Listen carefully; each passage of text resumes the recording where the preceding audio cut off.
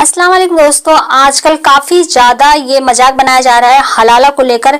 आप कहीं भी जाएं तो ये कहते हैं ये तो हलाला वाले हैं, ये क्या करेंगे। मैं इस पर आप लोगों को अपने ओपिनियन रखूं और ये हलाला रियल में होता कैसे है, क्या है, आज मैं आप लोगों को इस पर पूरी डिटेल से नॉर्मल आप लोगों को भाषा में बताने वाली हूँ। इससे पहले आप इस वीडियो को प्लीज़ ज़रूर देखें।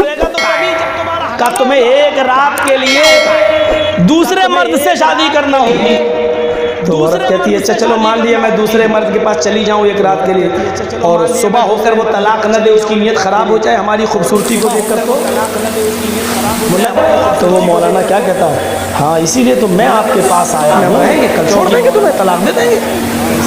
पहले 20 लड़की कहती है अपने आदमी से। जैसा कि दोस्तों अभी आप लोगों ने देखा कि मौलाना साहब क्या कह रहे हैं, इनकी ये बात गलत नहीं है, काफी हद तक सही है। आजकल ऐसा ही हो रहा है। पहले मैं बताऊं कि शादी हमारे इस्लाम में बहुत ही पाक चीज है।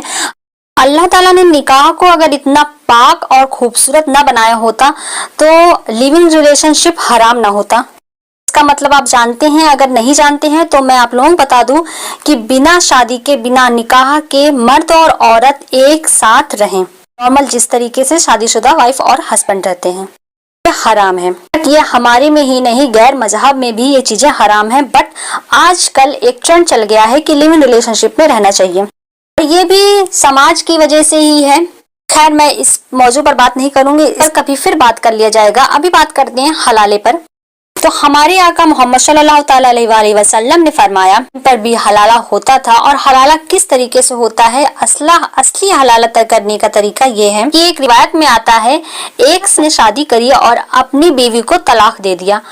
अब उसकी ही वाइफ ने अपने पसंदीदा से किसी और आदमी के साथ शादी करी, और ऐसा नहीं कि वो सिर्फ एक दिन के लिए, 2 दिन के लिए नहीं, उन्होंने शादी करी हमेशा के लिए।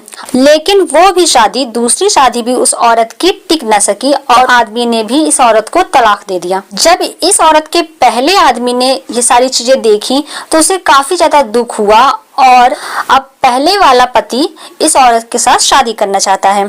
तो हमारे प्यारे नबी ने फरमाया कि ये औरत पहले वाले पति पर हलाल हो गई, यानी कि पहले पति के साथ जा सकती है।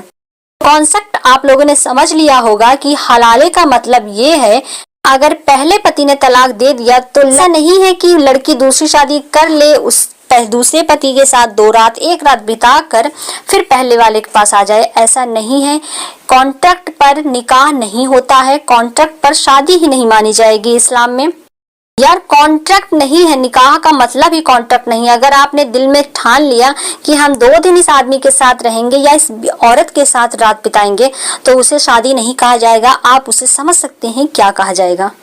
तो आजकल ये जो ट्रेंड चल रहा है ना कि पहले पति ने तलाक दिया, फिर उसका दिल कर दिया, फिर वो दूसरे के पास सो गई और फिर से वो उसी के पास आ गई, ये शादी नहीं है ना, ये एक गंदा मजाक चल रहा है। और जो भी मौलाना दोबारा से निकाह करा रहे हैं, ये सारी गलती उनकी है। तो कहती हूँ ऐसे मौलाना को जरूर बैन करना चाहिए जो कि हमारे इस्लाम का मजाक बना के रखे हैं सोसाइटी में, जिनको ना खुद पूरी तरीके का ज्ञान है और ज्ञान है भी तो आम इंसान को ज्ञान सिखा नहीं रहे हैं। अगर हम बात करें वही दूसरे लोगों की, एक कपल की, शादीशुदा की, यार ऐसा तुम कौन सा कांड कर देते हो कि इतनी जल्दी तुम तलाक ले लेते हो 2 दिन में, और 2 दिन में ही तुम्हारे अंदर प्यार भी जग जाता है।